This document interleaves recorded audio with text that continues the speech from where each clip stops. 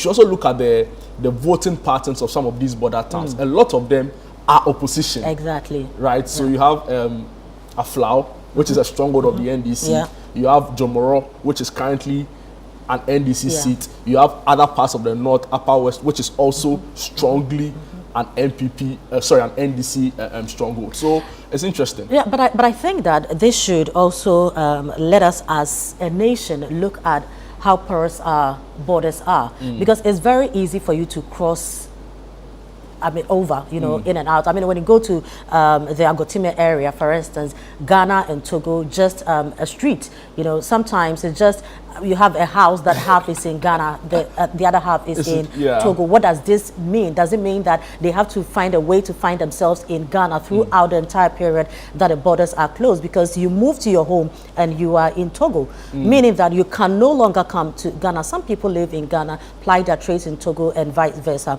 You go to the Paga areas and it's safe. It's just a walking distance, just some small border that takes you to Burkina Faso for you to enter.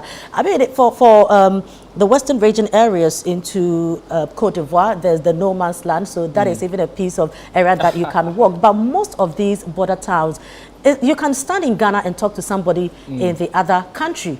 So maybe we also may want to look at it and what it really means, because it may affect people. I don't know if you can take the numbers again. Not the numbers again, the statement from the Interior Ministry on the border closure. So, Prema, this is signed by Harry Korte, MP and also Minister for Interior. And the statement reads, the Ministry of the Interior has ordered a temporary closure on all land borders as part of measures to ensure the integrity of the December 7 general elections. This temporary closure is with immediate effect and ends 6 p.m. on Sunday, 8 December 2024. The ministry urges all citizens and travelers to and from Ghana to cooperate with state security agencies enforcing this directive. Signed, Harry Korte, MP, Minister for the Interior. Interesting. The concerns and the pushback then is this the best possible directive, right? Could we not have deployed some immigration officials at the borders to just ensure that those coming in are, properly scrutinized to ensure that, especially when just 24 hours ago, the campaign communications director for the MPP and for Dr. Mahmoud Bawumia, Dennis Miracles Abuaje, held a press conference alleging election irregularities in Akachi North and other border areas in the Volta region. And he was making the point that, he was making allegations which are yet to be substantiated by the police or EC officials, to the point that certain people were traveling to and fro the borders. He even made an allegation against the Akachi North NDC constituency executive, saying that he was seen explaining to some foreigners in quote how to vote, right? So with that background and all that's happened, there's a lot of discontent really with the handling of this, but we are yet to officially hear from the NDC what their position on this matter is. But you also know, I'm sure you saw yesterday the confusion that broke out at the NDC press conference as well. So there have been accusations and counter accusations, which is expected, exactly, of people carrying ballot sheets and all that as to where they are going with them. We don't really know, so everyone is calling on security agencies to do something about it. And I think that, for the borders to be closed, well, it's a very difficult and slippery area, because if you want to put a stop to people coming in, people who are not eligible voters coming in to vote and have access to what we are doing, you may want to close the borders. But what also happens to eligible voters, who are supposed to be voting, they have their homes in other areas. You can be in Ghana and just do a little business or a little trading across, right? My only concern is whether or not stakeholders were engaged, right? And when I say stakeholders, of course, the general public definitely is a stakeholder in this, right? The communities, their traditional leadership in all of those areas, and the political parties,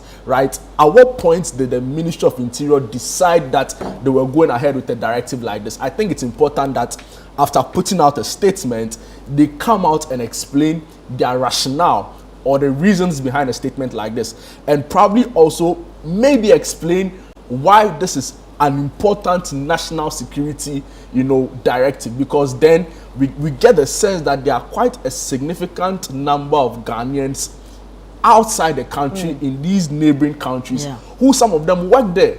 I remember during the Africa Cup of Nations, in Ivory Coast, there was a blog post I was following on TikTok or so of a Ghanaian who used to work in Cote d'Ivoire and lived in Ghana, right?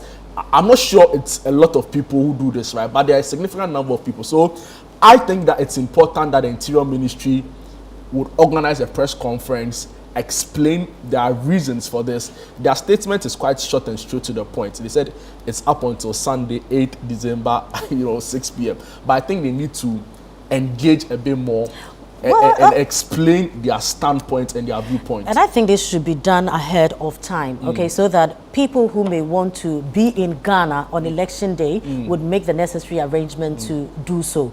I mean, so if it means that you're moving from your base to Ghana to somewhere close to your constituency, maybe for the entire weekend. I think the border has even been closed already. No, it's closed. So it's closed. No, that's what I'm saying. That if it was done, exactly. So if it was done ahead of time, then you know how your weekend is going to look like. So you probably pack a few stuff, get in, and know that if I can go back, you're probably going to be Monday morning or something like that. But anyway, it is what it is. The border is closed. It gets open Sunday, tomorrow. 6 p.m. Exactly. So if you do not find your self anywhere close to your constituency, then this is what but it Henry means. Cote, I mean, I think he needs to explain. And of course, we have also heard think officially. this is the first time the borders have been closed. Yeah, but in such a unilateral manner, without the necessary consultation with the stakeholders. Of course, we don't know the full extent of this decision. So it will be important to hear from all the stakeholders involved. So I expect to hear from the NDC on what the official position is on the matter. We've heard from some of their MPs, but I don't think it's enough to constitute an official party position on the matter. We need to hear from the NPP as well as a major stakeholder in this election, and of course of all the candidates in the 13 of them, 12 of them, right?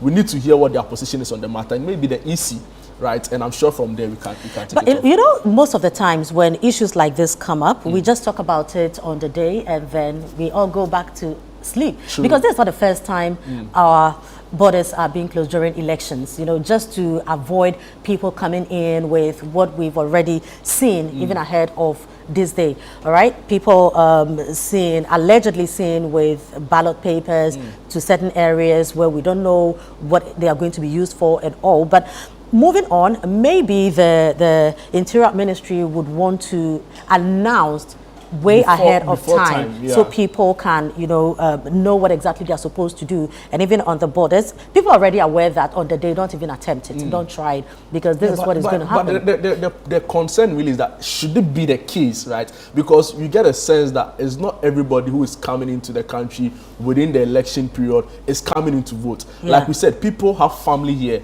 people who work here. So maybe they should come again as to the reasons or the intelligence that led to the decision to unilaterally order the closure of the borders. Other than that, then I think we are not being fair to Ghanaians who, for some reason, find themselves in these neighboring countries and have gone there to work or visit family and now can't come back home. Is government going to take care of the cost incurred, considering the fact that for some of them, they are stranded and don't have probably a place to, so if they're going to stay in a hotel, they're going to stay in a guest house, the inconvenience is significant. And for me, we can't overlook that just because we are having elections. And you open government up for some even legal, issues. So for me, like you are saying, next time we expect that the Interior Ministry will announce it ahead of time. I think your suggestion is great. And also, for this particular occasion, I expect the minister to come out and brief Ghanaians. Maybe he can use the medium the police offer in some of these early briefings you are expected from by the police. But I'm not really sure about a unilateral approach in going about this decision.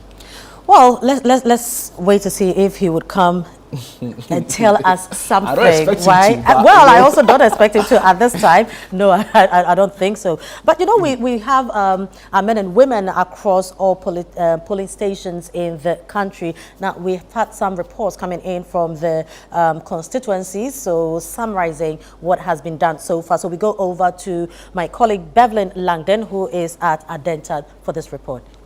I have visited 3 polling stations so far. I began at the Niso Adin 1 and 2 Basic School High School Junction, where there are 4 centers, with each center expecting over 400 voters to cast their ballots. Now, the process began at 7:06. Voting began at 7:06, when some voters expressed frustration at the delay of the process. Some also raised concerns as they were in queues at a certain center, but when they were asked to move to another center because of the polls on their ID cards. I subsequently moved to the African Sanitation University polling station, where there are 2 centers, also each expecting over 400 voters. The process was going on smoothly, with no issue at all, with security officers on site. And currently, as the Julia Central Mosque polling station here as well, there are 2 centers with each center expecting over 400 people to cast their ballots. The process here also has been smooth, with police officers on site to ensure and maintain law and order.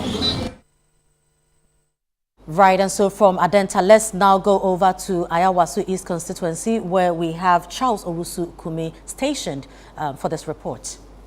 We're right in the heart of the Ayawaso East constituency, specifically we're at Tanya polling station in Nima, where about 430 people are expected to vote. At my last count, about 45 people had already voted. Now, voting did start on time at 7 a.m. Before that, there was a small queue that had formed here, people waiting anxiously for Electoral Commission officers to set up. The officers did come in time at about 6:30, did their setup quickly, and so voting started on time. We're about an hour into that voting exercise, and we've not recorded any incidents yet. It's been a peaceful process so far. So I'll show you a bit around what happens here. So the queue that had formed earlier has quickly evaporated because all the people have been able to go through the process quite seamlessly. So you have the officer that is checking the voter's ID. Next to her, you have the one that is doing the biometric verification.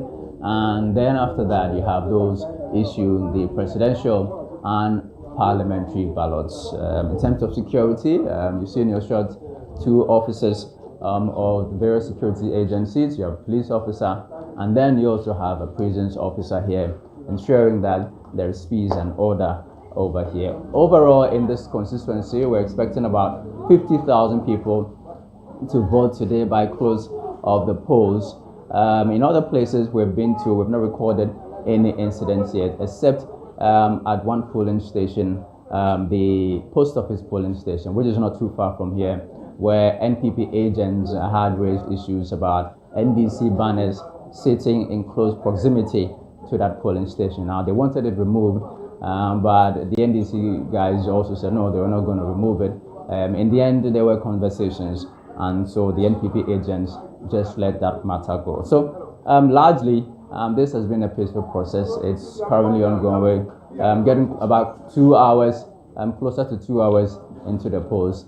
And so we're expecting that by 5 p.m. when polls close, we won't record any incidents here in the Ayawaso East constituency. Right now, let's join Channel One News' Sarah Apia, who is at the Weija-Gbawe constituency for her report.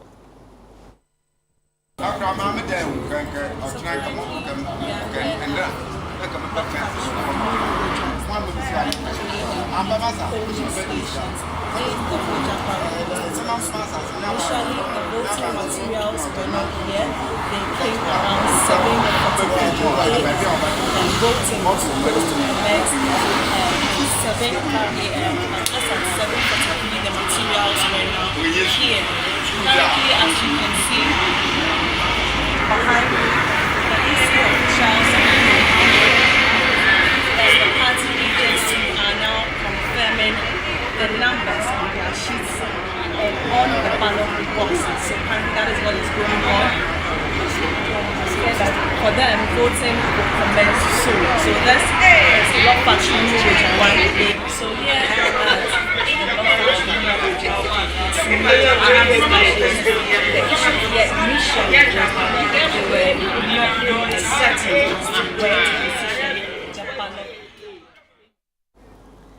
Right, so these are some reports from our journalist, Dotted